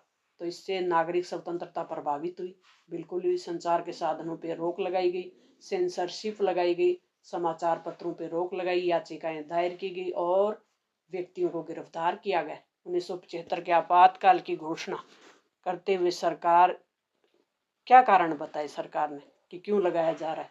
तो विपक्ष का बड़े स्तर पे सरकार की नीतियां थी, उनको न मानना, धरना प्रदर्शन करना, सामूहिक कार्यवाही, लोकतंत्र को खतरा बना हुआ था। इससे सरकार ने आंतरिक आपातकाल लागू कर दिया। लोकनायक जयप्रकाश नारायण के बारे में लिखिए। केशवानंद भारती कौन थे? न्यायपालिका का निर्णय क्या था? तो 1973 में न्यायालय के सामने एक वाद आया जिसमें 13 न्यायाधीशों की पीठ ने एक निर्णय सुनाया कि संविधान के मूल ढांचे में किसी प्रकार का बदलाव नहीं किया जा सकता। इसी को केशवानंद भारती वाद कहते हैं। केरल का मामला है। 1974 की रेल हड़ताल, वेरी मोस्ट, कौन नेतृत्व कर रहे थे? वो बताना है आपको। जॉर्ज फर्नांडिस कर रहे थे। और ये क्यों हो रहा था ये आंदोलन? तो कर्मचारियों को बोनस नहीं मिला था, उनकी सेवा शर्तों के संबंध में भी आंदोलन था। 20 दिन तक चला ये आंदोलन। नेक्स्ट, आपातकाल की जांच के लिए गठित आयोग कौन सा था? 1977 में गठित किया गया था और इसके अध्यक्ष JC शाह थे। बिहार आंदोलन के बारे में बताना, वेरी मोस्ट, 1974 में बढ़ती हुई कीमतों के विरुद्ध, खाद्यान्न का अभाव, बेरोजगारी, भ्रष्टाचार, ये मुद्दे थे बिहार आंदोलन के। कर लेंगे आप आराम से। आपातकाल के पश्चात चुनाव में कांग्रेस किन राज्यों में हारी और कहां और किन दलों की सरकार बनी? आपातकाल की घोषणा से संघीय ढांचे पे क्या प्रभाव पड़ा? अनुच्छेद के तहत लगाए गए, बात कर ही ली हमने। आपातकाल के दौरान प्रमुख घटनाक्रम, आपातकाल के बाद भारत की शासन व्यवस्था में परिवर्तन, नक्सलवादी आंदोलन, तत्कालिक कारण। 1975 के आपातकाल अच्छे से याद कर लें। एक तो इलाहाबाद हाई कोर्ट ने इंदिरा गांधी के जो चुनाव था वो राजनारायण की याचिका से असंवैधानिक ठहरा दिया था। ये तात्कालिक कारण था। आपातकाल की घोषणा क्यों की गई? 42वां संविधान संशोधन हुआ इस समय, और 1977 के चुनाव हुए, और चुनाव परिणामों में जनता पार्टी की सरकार बनी। गुजरात आंदोलन देख लें, ये भी 1974 में हुआ। मामले मुद्दे वही थे, खाद्यान्न, तेल, आवश्यक जो भी जरूरी सामान था उनकी कीमतें, भ्रष्टाचार, ये ही गुजरात और बिहार दोनों आंदोलनों के थे। भारत में 1977 में गैर कांग्रेसी सरकार बनने के कारण क्या थे? एक तो 1975 का आपातकाल और लोकतंत्र बचाओ का आह्वान, कांग्रेस नीतियों की असफलता। 1975 के आपातकाल के परिणाम क्या निकले? वेरी मोस्ट इम्पोर्टेंट, राजनीतिक गतिविधियों पर रोक लगा दी और धार्मिक संगठनों पर प्रतिबंध, प्रेस सेंसरशिप कानून। नेक्स्ट चैप्टर है प्यारे विद्यार्थियों, क्षेत्रीय आकांक्षाएं। क्षेत्रीय आकांक्षाएं चैप्टर से कोई निबंधात्मक प्रश्न नहीं आएगा, 2 मार्क्स वाला आएगा, 1 मार्क्स वाला आएगा। क्षेत्रीय आकांक्षाएं होती क्या है? किसी क्षेत्र विशेष को लेकर अधिक स्वायत्तता की मांग करना, अधिक आर्थिक विकास की मांग करना और उसके आधार पर आंदोलन करना, ये क्षेत्रीय आकांक्षाएं होती है। भारत में आज़ादी के बाद कौन से दशक को स्वायत्तता की मांग का दशक कहा जाता है? 1980 के दशक को। वेरी मोस्ट इम्पोर्टेंट, किस वर्ष पंजाब और हरियाणा राज्य का निर्माण हुआ था? तो ये तो हमने देख ही लिया, 1966 में। हिंदी को राजभाषा के खिलाफ आंदोलन, हिंदी को राजभाषा बनाया ना, उसके खिलाफ आंदोलन चल रहा था। वो कहाँ चल रहा था? तमिलनाडु में।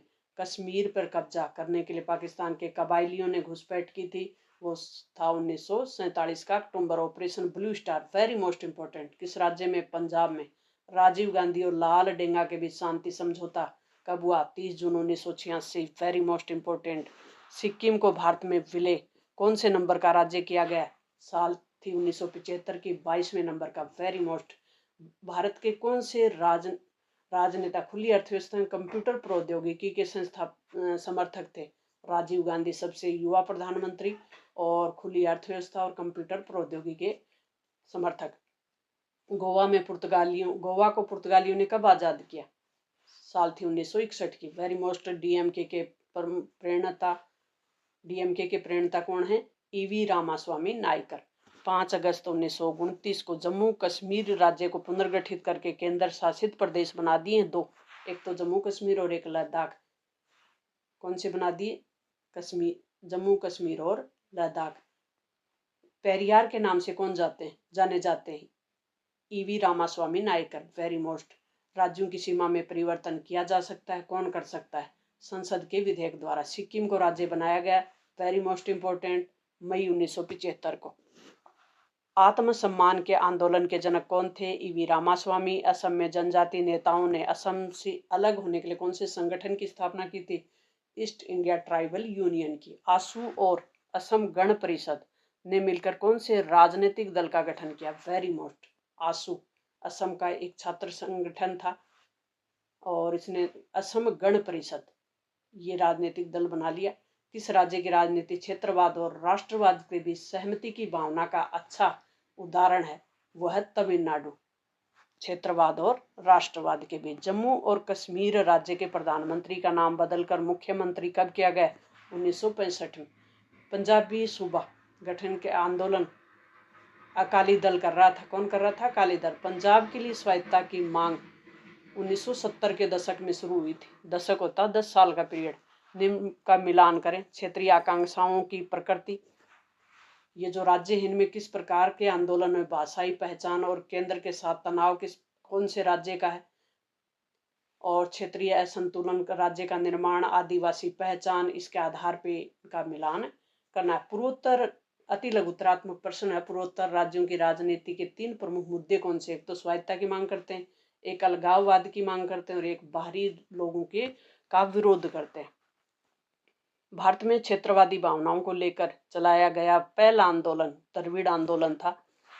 द्रविड़ आंदोलन आपको याद आ रहा है ना? द्रविड़ आंदोलन में क्या नारा दिया था? उत्तर दिन दिन बढ़ता जाए, दक्षिण दिन दिन घटता जाए। किस समझौते के तहत यह तय किया गया कि चंडीगढ़ पंजाब को दे दिया जाए? राजीव लोंगावाल समझौता 1985 में हुआ था, उसमें तय किया गया था। भारत के किस राज्य को दक्षिणी पूर्व एशिया का प्रवेश द्वार कहा जाता है? पूर्वोत्तर। पूर्वोत्तर कौन से? असम, मेघालय, मणिपुर, मिजोरम। 7 सिस्टर्स, ये पूर्वोत्तर कहलाता है भारत का। इंदिरा गांधी की हत्या के बाद प्रधानमंत्री राजीव गांधी को भारत की आज़ादी के समय जम्मू कश्मीर का शासक, हरी सिंह जम्मू कश्मीर का प्रथम प्रधानमंत्री, शेख मोहम्मद अब्दुल्ला को।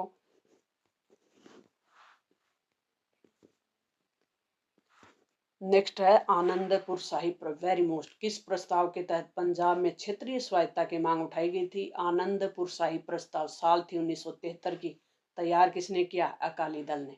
मणिपुर, त्रिपुरा और मेघालय 1972 में बनाए गए, वेरी मोस्ट इम्पोर्टेंट। 5 अगस्त ये देख ही लिया हमने। पुनर्गठन किया वो अनुच्छेद 370 के तहत विशेष राज्य का इनको पावर मिला हुआ था जम्मू कश्मीर को। 2014 में तेलंगाना बनाया गया था। आंध्र प्रदेश को विभाजित करके शासन प्रणाली क्षेत्रीयता राष्ट्र विरोधी नहीं मानी जाती। लोकतांत्रिक शासन। भारत किस शासन प्रणाली? गोवा, महाराष्ट्र की किस पार्टी ने गोवा को महाराष्ट्र में मिलाने की मांग रखी थी? महाराष्ट्र गोमांतक पार्टी। यानी महाराष्ट्र गोमांतक पार्टी है वो कहाँ की है? गोवा की है। भारत में विविधता के प्रश्न पे कौन से दृष्टिकोण, लोकतांत्रिक दृष्टिकोण अपनाया? विविधता में एकता हो सके, क्योंकि भारत में जाति, धर्म, लिंग, वंश, कई धर्मों के लोग हैं, तो उन विविधताओं के बीच एकता स्थापित करने के लिए जम्मू कश्मीर को विशेष प्रावधान थे 370 के तहत। ठीक है, उसमें से मोस्ट है द्रविड़, ये आ गए। उत्तर हर दिन बढ़ता जाए, दक्षिण दिन दिन घटता जाए, यह आंदोलन द्रविड़ आंदोलन कहलाता है। द्रविड़ आंदोलन किस का सूत्रपात हुआ? द्रविड़ आंदोलन से एक राजनीतिक पार्टी निकली, उसका नाम है द्रविड़ कसगम। पेरियार के नाम से प्रसिद्ध और द्रविड़ अस्मिता का उद्भव दक्षिण भारतीय राजनेता कौन थे? ईवी रामा स्वामी नायकर। यानी द्रविड़ आंदोलन का नेतृत्व कौन कर रहे थे? रामा स्वामी नायकर। और 2 पार्टियां हैं, ये बता दें, क्षेत्रीय पार्टियां। Blue star, very most important, operation blue star. जून 1984 में अमृतसर के स्वर्ण मंदिर में आतंकवादियों के विरुद्ध भारत सरकार ने एक सैनिक अभियान चलाया था। उसी सैनिक अभियान का कुट नाम था, वो ऑपरेशन ब्लू स्टार था। पंजाब समझौता, वेरी मोस्ट, किसके मध्य हुआ? राजीव लोंगावाल के, राजीव गांधी प्रधानमंत्री, और वहाँ के नेता थे एक अकाली दल के, वो थे हरचंद सिंह लोंगेवाल, उनके बीच हुआ, इसलिए इसको राजीव लोंगेवाल समझौता कहते हैं। पूर्वोत्तर भारत में किन राज्यों में 7 बहनों? ये तो मैंने बता ही दिया, 7 सिस्टर्स। मिजो नेशनल फ्रंट का नेतृत्व है लालडेंगा, वेरी मोस्ट। पूर्वोत्तर भारत में राजनीतिक स्वायत्ता की मांग उठने के प्रमुख कारण क्या थे? एक तो गैर रस्मी लोग, जब भारत बांग्लादेश का जो युद्ध चल रहा था ना, बांग्लादेश को भारत ने स्वतंत्र करवाया, कहने का मतलब भारत पाकिस्तान के बीच, तो बांग्लादेश के उस समय तनाव हुआ तो बाहर के लोग आ गए थे, तो उसी का विरोध हो रहा था। पूर्वोत्तर भारत में पहला अलगाववादी आंदोलन किसने चलाया था? मिजो नेशनल फ्रंट ने। 1969 में असम में विदेशियों के विरुद्ध आंदोलन का नेतृत्व ऑल असम स्टूडेंट यूनियन, जिसको कहते हैं आसू, वेरी मोस्ट। आसू का पूरा नाम क्या है? All Assam student union. AASU के गठन अप्रवासियों को लेकर मांग क्या थी कि 1951 के बाद जितने भी लोग असम में आकर बसे हैं उनको असम से बाहर निकाला जाए, ये था। नागा नेशनल काउंसिल का गठन किसने किया? अंगामी जापो फिजो ने। असम समझौता का, वेरी मोस्ट, 1985 में हुआ, साल थी 1985। ऑल असम स्टूडेंट यूनियन यानी आसू और राजीव गांधी, जो कि देश के प्रधानमंत्री थे, उनके बीच हुआ था। सिक्किम के लोकतंत्र बहाली के आंदोलन के समय नेता कौन थे? तो वहाँ के दोरजी खांगर सरपा, ये नेता थे उस समय। क्षेत्रीय आकांक्षाओं के आधारभूत सिद्धांत क्या है? क्षेत्रीय आकांक्षाएं लोकतांत्रिक राजनीति का एक अभिन्न अंग है। उन 4 देशों के नाम बताए जिनकी सीमा रेखा पूर्वोत्तर भारत में। चीन की, म्यांमार के, बांग्लादेश, भूटान के पूर्वोत्तर राज्यों की प्रमुख समस्या क्या है? आप्रवासन की। सिक्किम के राजा चोंग्याल थे उस समय। ऑपरेशन ब्लू स्टार से आप क्या समझते हैं? ये तो देख ही लिया, कश्मीर पुनर्गठन अधिनियम 2019, पूर्वोत्तर भारत की राजनीति के प्रमुख मुद्दे, तो ये इनके मुद्दे हैं पूर्वोत्तर, वेरी मोस्ट हरी। स्वायत्ता की मांग, अलगाव का आंदोलन, बाहरी लोगों का विरोध, देश के अन्य हिस्सों के मुकाबले इस इलाके की आर्थिक जो पिछड़ापन है उसके लिए भी ये विरोध करते हैं, यानी स्वायत्ता की मांग करते हैं। क्षेत्रवाद के उदय के कारण क्या है? वेरी मोस्ट, पृथक राज्य बनाने की मांग, सरकार की आर्थिक नीतियों से लोग खुश नहीं होते, केंद्र राजनीति जो है उससे भी उचित प्रतिनिधित्व नहीं मिल पाता, तो भी सामाजिक और सांस्कृतिक भिन्नताओं के कारण भी कोई क्षेत्र है वो अलगाववाद की नीति अपनाता है। सांस्कृतिक विभिन्नताओं को लेकर भारतीय दृष्टिकोण है वो बेस्ट है, क्योंकि लोकतांत्रिक देश है और लोकतंत्र में सबके हितों को समायोजित कर लिया जाता है। आनंदपुर साहिब वेरी मोस्ट है, 1973 में पारित किया गया। क्षेत्रीय स्वायत्ता की मांग उठाई, केंद्र राज्य संबंधों को पुनर्भाषित करने की मांग उठाई और सिखों के बोलबाला का ऐलान किया गया। प्रत्येक क्षेत्रवादी पृथकतावादी आंदोलन नहीं होता, बिल्कुल नहीं होता। क्षेत्रवादी आंदोलन किसी क्षेत्र विशेष की विशेष स्वायत्ता की मांग करता है, उसको क्षेत्रवाद कहते हैं। लेकिन जरूरी नहीं कि वो क्षेत्र भारत से अलग होने की बात करें। क्षेत्रवाद और अलगाववाद में अंतर है कि अलगाव मतलब अलग होना, भारत से अलग होना। क्षेत्रवाद से आप क्या समझते हैं? क्षेत्र ये अच्छे से याद कर ले। 1985 के समझौते में चंडीगढ़ पंजाब को दे दिया जाएगा और पंजाब हरियाणा के बीच सीमा विवाद को सुलझा लिया जाएगा। तय किया गया था पंजाब हरियाणा राजस्थान के बीच जो रावी व्यास नदी है उसके पानी के बंटवारे के लिए एक न्यायाधिकरण बना दिया जाएगा। पंजाब में उग्रवाद प्रभावित लोगों को मुआवजा दिया जाएगा। पंजाब से विशेष सुरक्षा बल को वापस ले लिया जाएगा। मिजोरम पूर्वोत्तर भारत का क्षेत्र संवेदनशील है। द्रविड़ आंदोलन हमने देख ही लिया क्यों हो रहा था। हिंदी भाषा को राजभाषा बना रहे थे, इसलिए विरोध कर रहे थे। और ये आंदोलन भारत की राजनीतिक, आर्थिक और सांस्कृतिक प्रभुत्व को भी नकार रहे थे और क्षेत्रीय गौरव की प्रतिष्ठा बनी रहे, इस पे जोर दे रहे थे। और ये आंदोलन ब्राह्मणों का भी विरोध कर रहे थे। वेरी मोस्ट इंपोर्टेंट है द्रविड़ आंदोलन। क्षेत्रीय असंतोष को नियंत्रित कैसे किया जा सकता है? तो इसके लिए क्या करें? सरकारें क्या करें? क्षेत्रों का संतुलित विकास करें, भाषा की समस्या का समाधान करें, क्षेत्रीय हितों के स्थान पर राष्ट्रीय हितों को प्रमुखता दे। राष्ट्रीय एकता का महत्व है वो समझना चाहिए, तो राष्ट्रीय महत्व पे विशेष जोर दें, तो ये तनाव कम किया जा सकता है। और नेक्स्ट अपना चैप्टर है और अंतिम जो चैप्टर है वह भारतीय राजनीति में नए बदलाव। भारतीय राजनीति में आए नए बदलाव मतलब गठबंधन की राजनीति का दौर शुरू होता है। 90 के दशक की कहानी पूरी होगी और 90 के दशक के बाद जो भी घटनाक्रम होता है वर्तमान तक, वो इस चैप्टर में हम पढ़ने वाले हैं। इस चैप्टर में 2-2 मार्क्स के आएंगे सभी प्रश्न। निबंधात्मक बड़े प्रश्न नहीं आएगा, छोटा प्रश्न भी कम संभावना 2-2 वाले की है। भारत में दलीय व्यवस्था कौन सा प्रारूप है? तो भारत में एक दलीय है क्या? नहीं है, बहुदलीय व्यवस्था है। बहुदलीय व्यवस्था का सबसे बड़ा दोष क्या है? यह है कि कमजोर और अस्थिर सरकार होती है। इंदिरा गांधी की हत्या कब हुई? समय था 31 अक्टूबर 1984 का। भारत में गठबंधन की राजनीति के युग की शुरुआत कब होती है? Very most 1989। जनता दल का गठन कब हुआ? साल थी 1977 की। राष्ट्रीय मोर्चा के मुख्य जो दल थे वो कौन से थे? तो जनता दल था मुख्य। राष्ट्रीय मोर्चा कब बना था? 1989 में पहला जो गठबंधन हुआ था। संयुक्त मोर्चा 1996 में। राजग का मुख्य दल कौन सा है? भाजपा, भारतीय जनता पार्टी है। राजग का मतलब राष्ट्रीय गणतांत्रिक गठबंधन, राष्ट्रीय जनतांत्रिक गठबंधन। संयुक्त प्रगतिशील जिसको बोलते हैं सह का मुख्य दल कौन सा है? कांग्रेस। मंडल आयोग का गठन कब हुआ? साल कौन सी थी? 1978 की। वेरी मोस्ट इंपोर्टेंट है मंडल आयोग का गठन। मंडल आयोग की सिफारिशों किसकी द्वारा लागू की गई? नेता कौन थे उस समय? वीपी सिंह। मंडल आयोग जब लागू किया गया ना उस समय देश के प्रधानमंत्री वीपी सिंह थे। बसपा के संस्थापक कौन है? Kashiram. Very most important. Shah Bano मामला किस वर्ष आया था? साल थी 1985 की। वर्तमान में निम्न में से किस राजनीतिक दल को राष्ट्रीय दल का दर्जा प्राप्त नहीं है? वो बताना है। तो सीपीआई तो है, भारतीय राष्ट्रीय कांग्रेस भी है, भाजपा भी। शिवसेना नहीं है, ये क्षेत्रीय दल है। और पूछा क्या राष्ट्रीय दल का दर्जा? 2019 के लोकसभा चुनाव में भाजपा को कितनी सीटें मिली थी? 303। राष्ट्रीय मोर्चा सरकार 1989 में बनी तो प्रधानमंत्री कौन बने थे? बने थे वीपी सिंह। संयुक्त प्रगतिशील सह का मतलब है संयुक्त प्रगतिशील सरकार 2004 में प्रधानमंत्री कौन बने थे? तो संयुक्त प्रगतिशील सरकार 2004 में प्रधानमंत्री कौन बने? मनमोहन सिंह।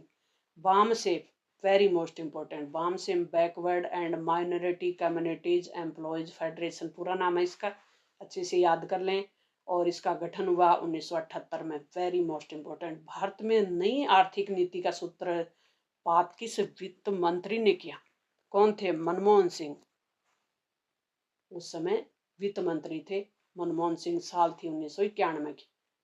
किस आम चुनाव के बाद कांग्रेस को स्पष्ट बहुमत नहीं मिला? 1984 के बाद, सॉरी 1989 के बाद। इसको करेक्ट कर लें, क्योंकि 1984 में इंदिरा गांधी की हत्या हो जाती है और राजीव गांधी को 415 सीटें मिलती है। तो ये तो हम कह ही नहीं सकते, 84 वाला तो 1989 है ना। भाजपा की देश में पहली बार पूर्ण बहुमत की सरकार कब बनी? 2014 में। लोकसभा के आम चुनाव में 400 से अधिक सीटें जीतने वाले एकमात्र दल कौन सा था? वो था कांग्रेस। नेक्स्ट है, भारतीय राजनीति विज्ञान की खास शब्दावली कांग्रेस प्रणाली की प्री घटना की समाप्ति मानी जाती है। 1989 के चुनाव में कांग्रेस को पूर्ण बहुमत नहीं मिला, 191 सीटें मिल गई थी, लेकिन पूर्ण बहुमत नहीं मिला था। मंडल आयोग की सिफारिशें लागू किसने की? तो थी राष्ट्रीय मोर्चे की सरकार। आतंकवादी गठबंधन लीटे ने 1991 में भारत के किस प्रधानमंत्री की हत्या की?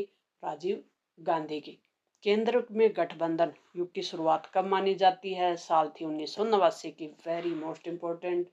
पहला गठबंधन राष्ट्रीय मोर्चा बना। 2024 के लोकसभा चुनाव में भाजपा को कितनी सीटें मिली? 240। इनका सुमेलन करना आपको। इंदिरा गांधी की हत्या कब हुई? 1984। बाबरी मस्जिद विध्वंस कब हुआ? मंडल आयोग की सिफारिश कब लागू की? और शाहबानो मामला कब आया? शाहबानो 1985। बाबरी मस्जिद कब गिराएगी? दो को सुमेलित करें कहाँ? किससे हो रहा है? 1991। और मंडल आयोग की सिफारिशें 1990। हो गया। भारतीय राजनीति में बड़े बदलाव कब आए? 1980 के आखिरी दशक में। Very most important. 1984 के लोकसभा चुनाव में कितनी सीटें? 415। राजीव गांधी की हत्या लीटे, जो कि श्रीलंकाई तमिलों का एक आतंकवादी ग्रुप। राजीव गांधी की हत्या कब हुई? 1991 को। गठबंधन सरकारों में सबसे बड़ी भूमिका किस पार्टी ने निभाई? क्षेत्रीय पार्टियों ने। कौन सी पार्टियों ने गठबंधन की सरकारें बनी? तो क्षेत्रीय पार्टियों ने बढ़ चढ़कर भाग लिया। राष्ट्रीय मोर्चा कब बना? 1989। और राष्ट्रीय मोर्चा की सरकार किन दलों के समर्थन से? भाजपा और वाम मोर्चा। Very most important. भाजपा और वाम मोर्चा समर्थन दे रहे थे। राष्ट्रीय मोर्चा की सरकार के प्रधानमंत्री वीपी सिंह। संयुक्त मोर्चा की सरकार का समर्थन किसका था? कांग्रेस। और वाम मोर्चा, संयुक्त मोर्चा 1996 में बना ना, उसको HD देवगौड़ा। राजग का पूरा नाम? राष्ट्रीय जनतांत्रिक गठबंधन। अंग्रेजी में इसको कहते हैं नेशनल डेमोक्रेटिक अलायंस। राजग का गठन कब हुआ? 1998 में। प्रधानमंत्री कौन बने? अटल बिहारी वाजपेयी। संयुक्त प्रगतिशील का पूरा नाम क्या है? United progressive alliance. संयुक्त जो सह है उसका पहली बार गठन कब हुआ? 2004 में। मंडल आयोग का वास्तविक नाम क्या था? दूसरा पिछड़ा आयोग था इसका पूरा नाम। सही नाम। मंडल आयोग की सिफारिशें लागू कब हुई? 1990 में। मंडल आयोग की सिफारिशें लागू करने से संबंधित मुख्य केस कौन सा आया? इंदिरा साहनी केस 1992 में आया था। वाम सेक का गठन 1978 में। बहुजन पार्टी का गठन कब हुआ? 1984 में। किसने किया? काशीराम ने। भारतीय जनता पार्टी का निर्माण कब हुआ? 1980 में। Very most. बीजेपी का गठन कब हुआ? 1980 में। हिंदुत्वपन का शब्द किसने गढ़ा? हिंदुत्व और हिंदूपन का VD सावरकर। मोस्ट है भी। मुस्लिम महिला अधिनियम कब पारित हुआ? 1986 में। बाबरी मस्जिद विध्वंस कब हुआ? वेरी मोस्ट इम्पोर्टेंट, 1992 को। सिख विरोधी दंगे कब हुए? 1984 में। गुजरात दंगे कब हुए? वेरी मोस्ट, 2002 में। राजीव गांधी की मृत्यु के बाद किसे प्रधानमंत्री बनाया गया? नरसिंहा राव। Very most. कौन से क्षेत्रीय दल हिंदी भाषा विरोध और राज्यों की स्वतंत्रता के पक्षधर हैं? जो दक्षिण भारत के तमिलनाडु के दल है ना, द्रविड़ मुनेत्र कड़गम, DMK अन्ना DMK। भारत के राजनीतिक दलों को मान्यता कौन प्रदान करता है? भारत निर्वाचन आयोग। Very most. 2014 से 2019 में किस दल को स्पष्ट बहुमत है? भाजपा को। 2019 की कांग्रेस को कितनी सीटें मिली? 52 सीटें मिली। कांग्रेस प्रणाली की समाप्ति कौन से चुनाव से मानी जाती है? 1989 के चुनाव से, मंडल आयोग की प्रमुख सिफारिशें और 1990 में लागू किया वो बताना, केंद्र सरकार और उसके उपक्रमों में अन्य पिछड़ा वर्ग को आरक्षण देने की बात कही, कितने प्रतिशत आरक्षण? 27%। राजनीतिक सत्ता को राजनीतिक समानता का आधार कौन मानता है? काशीराम। गठबंधन राजनीति के इस दौर में राजनीतिक दल किन बातों पे बल देते हैं? विचारधारात्मक अंतर के स्थान पे सत्ता में हिस्सेदारी पे जोर देते हैं कि सत्ता में हिस्सेदारी हो जाए, बाढ़ में जाए विचारधारा। ठीक है। लघुत्रात्मक प्रश्न, वेरी मोस्ट इंपॉर्टेंट है। गठबंधन सरकारें एक दलीय सरकार की तुलना में अधिक लोकतांत्रिक होती है, इसके पक्ष में तर्क दीजिए। तो गठबंधन सरकारें होंगी, क्षेत्रीय दल अधिक होंगे और कई दलों की विचारधारा को, कई दलों की बातों को माना जाएगा उसमें, तो बिल्कुल लोकतांत्रिक होती है। तो गठबंधन सरकार, पहला पॉइंट बनाएं, गठबंधन सरकारों में दल विशेष की तानाशाही की जो प्रवृत्ति होती है वो नहीं रह पाती और गठबंधन सरकारें उस समय एक अच्छा विकल्प प्रस्तुत करती हैं जब किसी एक पार्टी को स्पष्ट बहुमत प्राप्त नहीं होता। गठबंधन सरकारें अनेक दल और विभिन्न प्रकार के राजनीतिक विचारधाराओं में समन्वय प्रदान करते हैं। गठबंधन सरकारों में अनेक क्षेत्रीय जो दल हैं वो सम्मिलित होते हैं और अपने क्षेत्र विशेष के विकास के लिए कार्य करते हैं। 1990 के दशक में, वेरी मोस्ट, 1990 के दशक में भारतीय राजनीति में कौन कौन से बदलाव आए? पॉइंट अच्छे से याद कर लें। 1989 के चुनाव में कांग्रेस बहुमत से दूर हो जाती है और केंद्र में गठबंधन की राजनीति का दौर शुरू हो जाता है। पहला पॉइंट अच्छे से याद हो गया। मंडल मुद्दा आता है, अन्य पिछड़ा आयोग का जो राजनीतिक उदय है वो होता है। तीसरा पॉइंट है, इसमें नए आर्थिक सुधारों को लेकर सभी दलों में आम सहमति का निर्माण होता है। Very good. Bharatiya Janata party का उदय होता है और हिंदुत्व की राजनीति, सांप्रदायिक राजनीति जिसको कहते हैं ना, उसका उदय हो जाता है और राजीव गांधी की हत्या और कांग्रेस के नेतृत्व में परिवर्तन, ये मुद्दे थे। इस चैप्टर के मेन मुद्दे यही है, इनके इर्द गिर्द बनने वाले प्रश्न है ये सब। भारत में गठबंधन सरकारों के उदय के प्रमुख कारण बताएं। गठबंधन का दौर शुरू क्यों हुआ? कांग्रेस प्रभुत्व की समाप्ति हुई, कोई भी एक पार्टी पूर्ण प्रभुत्व की सरकार नहीं बना पा रही थी तो कांग्रेस का प्रभुत्व समाप्त हो जाता है।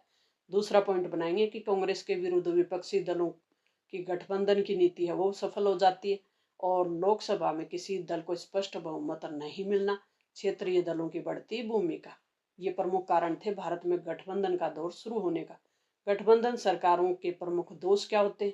वेरी मोस्ट, कमजोर और अस्थिर सरकार होती है, अवसरवादी प्रवृत्तियां भी हावी हो जाती, अनुत्तरदायित्व की प्रवृत्ति भी उभरती है और राजनीतिक दलों की नीतियां और कार्यक्रमों में अनिश्चितता और अस्पष्टता उत्पन्न हो जाती है। कांग्रेस के प्रभुत्व का दौर समाप्त हो गया, वेरी मोस्ट इंपॉर्टेंट, बिल्कुल हो गया था। इसके बावजूद देश की राजनीति पर कांग्रेस का असर लगातार कायम रहा। क्या आप इस कथन से सहमत हैं? और हैं तो अपने उत्तर के पक्ष में तर्क दीजिए। बिल्कुल हैं आप। और कैसे हैं देखो, कांग्रेस के प्रभुत्व का दौर बिल्कुल समाप्त हो गया था 1989 में। देश की राजनीति में कांग्रेस का असर अब भी कायम है, लेकिन फिर भी कायम है। क्यों? क्योंकि कांग्रेस सबसे बड़ा विपक्षी दल है और कांग्रेस वर्तमान में दूसरी सबसे बड़ी राष्ट्रीय पार्टी है। कांग्रेस द्वारा निर्मित जो संयुक्त प्रगतिशील गठबंधन है वो 2004 से 2014 तक लगातार 10 वर्षों तक मनमोहन सिंह के नेतृत्व में केंद्र में सरकार रही। वर्तमान में कांग्रेस संपूर्ण विपक्ष का नेतृत्व करने वाली प्रमुख पार्टी है। राष्ट्रपति, उपराष्ट्रपति, लोकसभा चुनाव में कांग्रेस का की जो महत्वपूर्ण भूमिका है वो आज भी कायम है। ये प्रमुख पॉइंट है। और अब देखो, सबसे मोस्ट ये और भी मोस्ट है कि 1990 के दशक के पश्चात भारत की राजनीति में कौन से गठबंधन उभरे, किन्हीं दो के परिणामों की व्याख्या कीजिए। गठबंधन याद कर लें, राष्ट्रीय मोर्चा 1989, संयुक्त मोर्चा 1996, राजग राष्ट्रीय जनतांत्रिक गठबंधन जो कि बीजेपी के नेतृत्व में 1998 और ये कांग्रेस वाला। चारों गठबंधन आपको अच्छे से याद होने चाहिए। अब देखो, दो का याद कर लेंगे अपन। राजग 1998 में भाजपा और कुछ क्षेत्रीय दलों ने मिलकर सरकार बनाई, अटल बिहारी वाजपेयी प्रधानमंत्री रहे, तो इन्होंने 1998, 99 और 2004 तक शासन किया, प्रधानमंत्री रहे। संयुक्त प्रगतिशील 2004 में कांग्रेस के नेतृत्व और क्षेत्रीय दलों ने मिलकर सरकार बनाई, मनमोहन सिंह के नेतृत्व में सरकार बनी, 10 साल तक प्रधानमंत्री रहे। मंडल मुद्दा क्या था? मंडल मुद्दा क्या था? वेरी मोस्ट 90 के दशक में राष्ट्रीय मोर्चा सरकार ने मंडल आयोग की सिफारिशों को लागू कर दिया। अन्य पिछड़ा वर्ग को सरकारी नौकरियों में आरक्षण दिया और इसके परिणाम स्वरूप आरक्षण के समर्थक और विरोधियों के बीच संघर्ष भी हुआ। गठबंधन की राजनीति इस दौर की राजनीतिक दल विचारधारा के आधार पर ठीक है, तो मंडल आयोग की सिफारिशें बतानी है। ये तो हो ही गया। सिफारिशें कौन सी है?